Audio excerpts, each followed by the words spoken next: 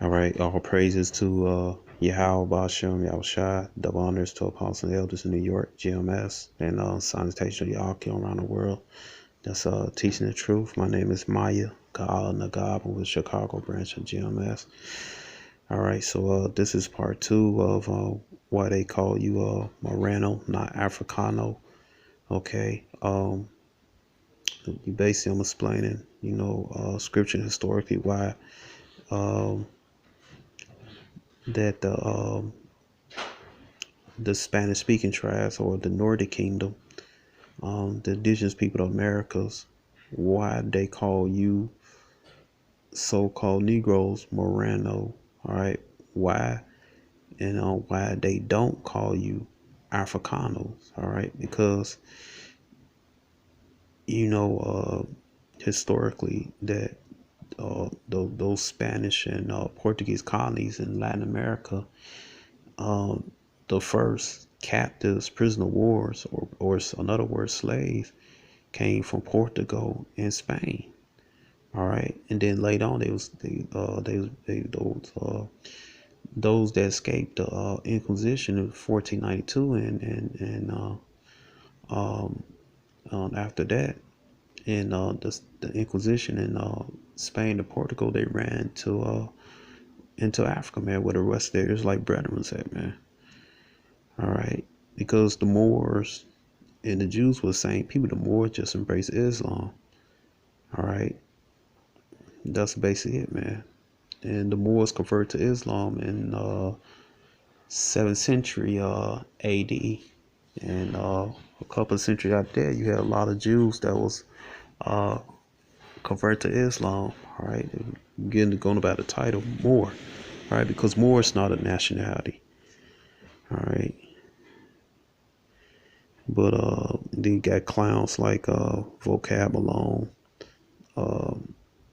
come up against us, the nation of Israel, so-called Negroes, Latinos, and Native Americans. Talking about black Hebrew Israelites. And let's just say it's no black Hebrew Israelites, man. All right, the scriptures don't say that. The scriptures say Israelites, Hebrews, Jews, Israel. They don't say black Jews, black Israel, black Hebrews, man. All right. Even though the Israelites were historically a very dark-skinned people, all right. Some of forefathers, they had children with these heathen women in countries like China, Japan, and India. All right, those children are confusion faces. All right,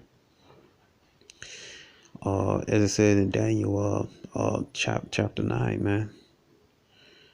All right, so we'll get it right here. It says in this book, Spanish Peru, 1532 to 1560, A Social History by James Lockhart. All right. Trying to see what page this is. All right. Damn. It's a lot for that. All right. See what page is this. All right. But this is the book. You go get it at Amazon or whatever, man. All right. So it says right here. All right. It says the few male Morisco slaves who have been identified were highly valuable artisans or trusted bodyguards. All right. Part of the explanation for the relative Morisco men is that it was easy for a man who looked and talked like any other Spaniard to throw off his slavery in the wide reach of the Indies. There is some to believe that important citizens, Encomendero and council member Lima, had started as a runaway Morisco slave. All right. It says Morisco slavery then meant female slavery and in practice concubinage. All right. And I mean, come on, man. All right. And some of these women had to be bereft, man, basically engaged to other Morisco or Israelite men. All right, you know these were Israelites, man. Morisco is not a nationality, man. Just a title for Moors. All right, was just another title. All right, Moors that who practiced Islam then converted to Catholicism or plantation Christianity, but on the low they were still practicing Islam. All right. It says right here, Moriscos did not have a broad spectrum of roles, while there was a very strong presumption that a black woman slave might be her master's concubine. In the case of Morisca, it was certainly. It said to buy Morisca was to buy a housekeeper and a concubine. All right. So the housekeeper, basically, she was a bondwoman, man. It goes in Deuteronomy 28 and 68 for a bondman and for a bondwoman. All right. It said our people were sold to be a bondman and bondwoman. All right, in Deuteronomy 28:68, which vocab alone tried to discourage, man. All right, vocab alone, you can't stop the awakening of Israel, the awakening of so-called Negroes, Latinos, and Native Americans, the Israelites. You can't stop it. All right.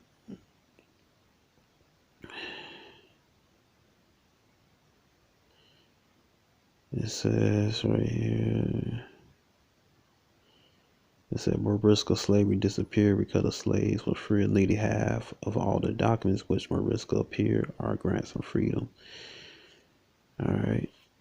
It don't matter. You say you had Jays also in North America who so-called free, man. All right. There's a whole nation. We still, this is the beginning of our low state.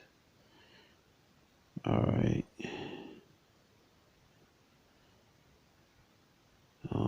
Let's see. All right. So that's another evidence right there. All right. So let's go right here. Right, this is historyofislam.com. Okay, it says right here, it says it is not commonly appreciated that the first target of slavery in West Africa were the Moors. The Portuguese and Spanish referred to all Muslims regarded racial difference as Moors. All right, and they try to throw us off, man, but because you had the Moors that ran away from Spain, Portugal, they came in there, man. Settled in West Africa. Some was already in Morocco. All right, it's a description of the first rays that come down to us through the writings of Portuguese writer Azura.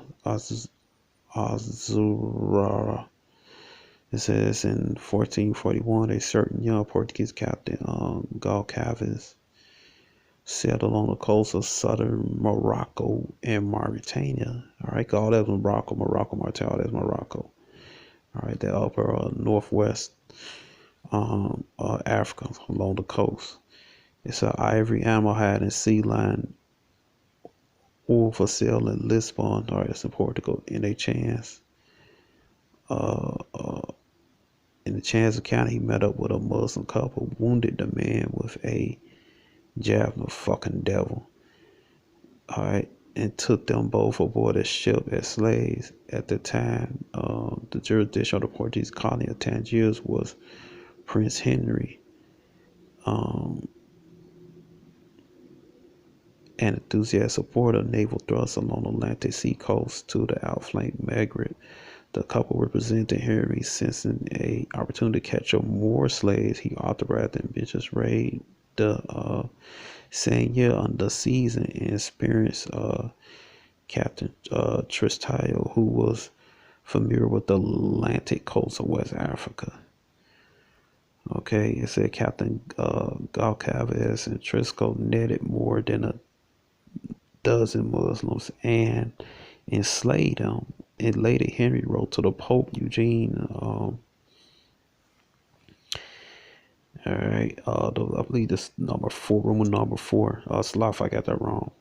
Eugene the Fourth, who gave a decree that captured Moors as slaves was a part of the crusade, and whoever sells softness pursuit will receive of abolition of his sins in 1442. And none of these damn devils, man, you can't repent. All right, it said in Hebrews chapter 12, verse 16 and 17. It said this was the origin of you damn Edomites, man. It's talking about your ass. It said this was the origin of the slave trade, which began with uh, Portuguese piracy on the Moroccan coast in 1441. The process was systematized in 1444 when the Portuguese Lagos Company was chartered under patronage of Prince Henry, man. Okay. All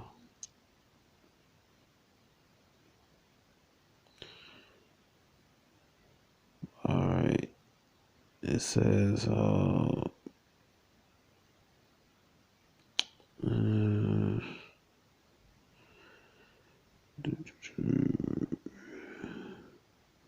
it said first to catch a few slaves did not cause a stir Lisbon. There was already many Muslim slaves in Portugal and Spain. Right, man.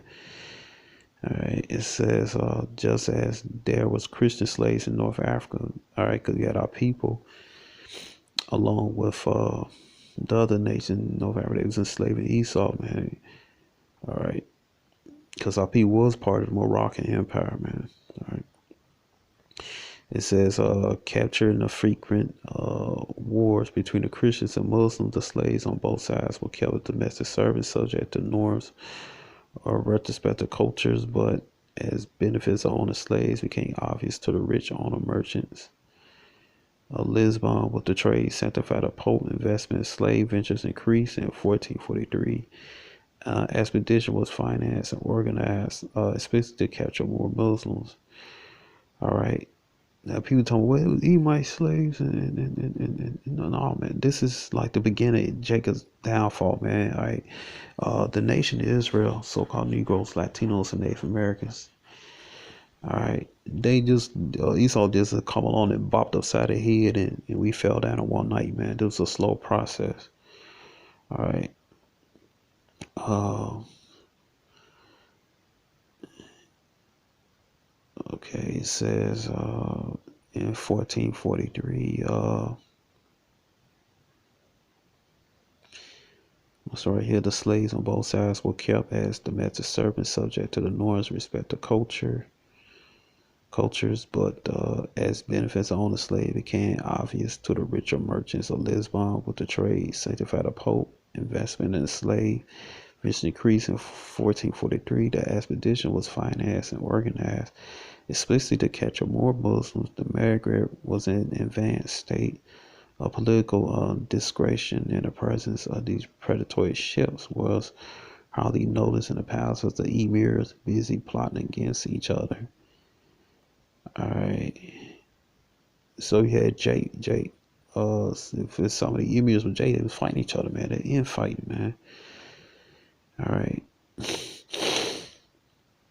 All right.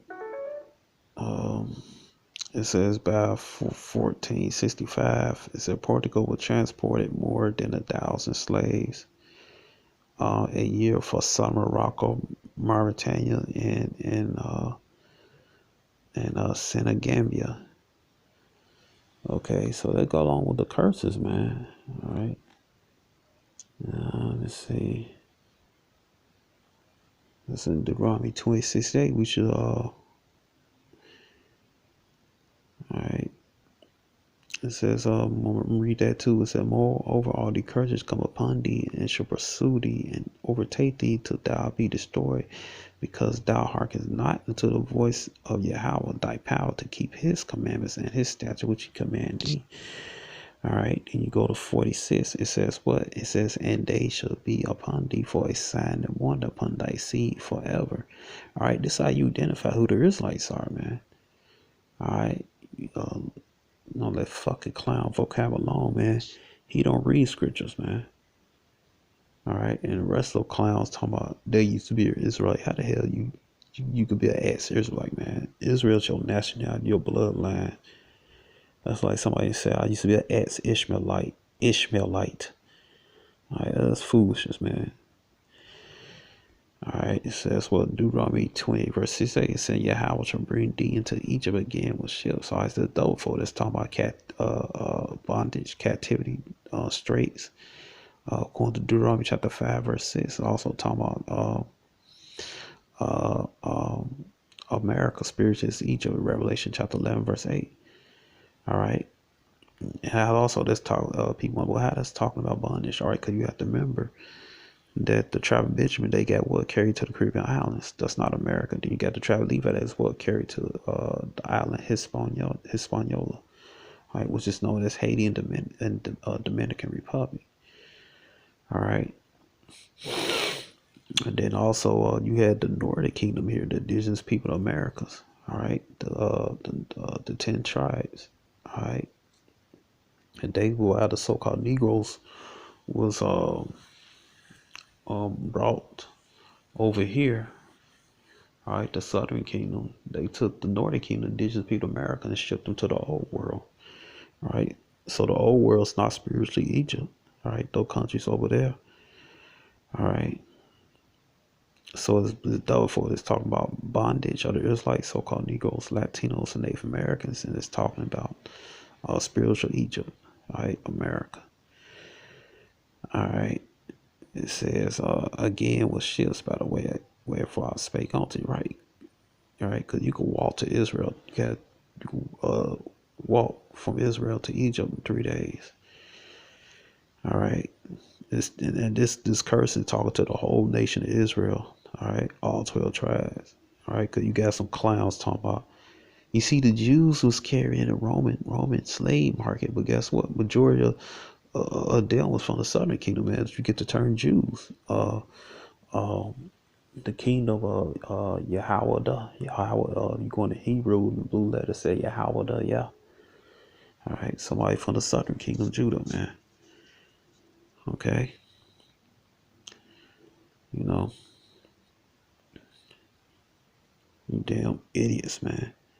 It says, thou shalt see it no more again. Talking the land of Israel, it said, there you should be sold unto your enemies for bondman and bond. Right, the Most High gave us up to the other nations. All right, because we disobeyed the law, statutes, commandments. All right, then it says what for? It's a lot for this camera focus. It says for bondmen and bondwomen, right? We was on those slave auction blocks. It said, no man should buy me, nobody should save us. Okay.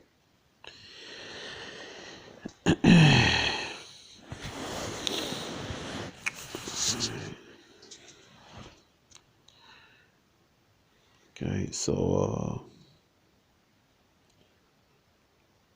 all right, so let's get let's see it's a little bit more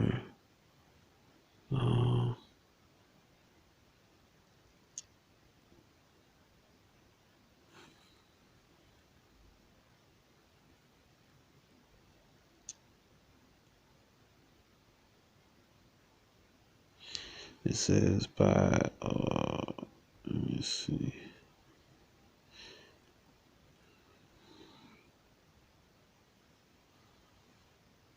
It says right here about 1490, more than 3,000 slaves a year were transported to Portugal from Africa, most kept in Lisbon. All right. It said, but some were transported to Spain. Many helpless men and women were Muslim. We based on representing the fact at the time, coastal Mauritania, Delta of Senegal lay in Islamic belt further south. The predominantly Muslim Fulani who also tried to carry on a brisk trade with Benin in the mouth of Niger River and were often caught in the web of slave trade. In 1455. The Portuguese could boast that it was possible by 18 Moors and West Africans changed for one and an Andalusian horse. Okay. All right.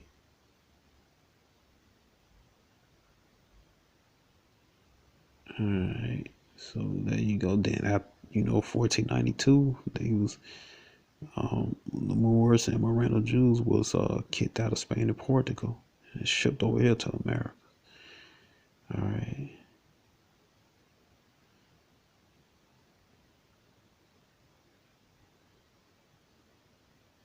Yeah.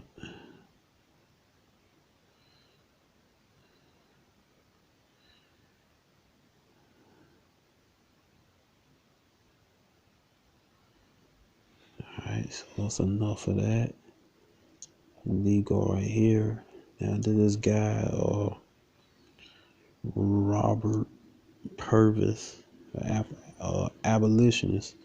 You know, as far as I know, his father side, he damn Edomite. All right, but his maternal grandmother, you don't see who she is. All right, it says of mixed race, no such thing mixed race, man. He's a damn Edomite. Purvis and his brothers were 3/4 European by ancestry, inherited considerable wealth from a native English father. All right, it says I'm gonna skip down here.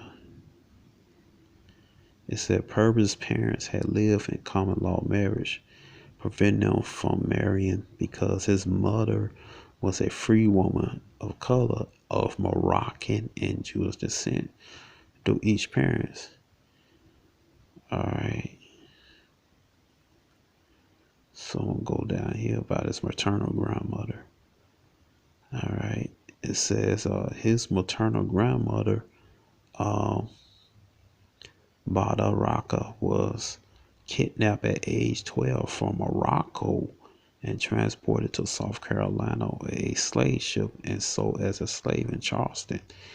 He described her as full-blooded Moor, dark-skinned with tightly curled hair, and she was free at the age of 19 by her master's will.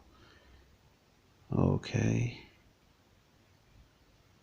so there you go, man.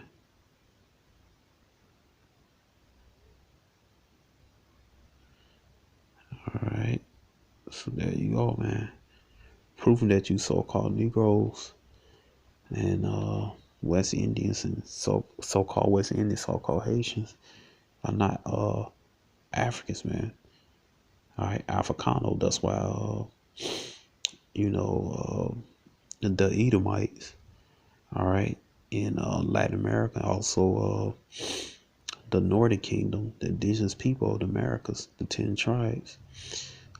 Ephraim. That's why they call you Moreno, man. All right, because you're of Shemitic descent. There's like descent, man. The Moreno, another way saying Moor, the Moors were Israelites that converted to Islam. All right. Okay, so this is said, Shalom.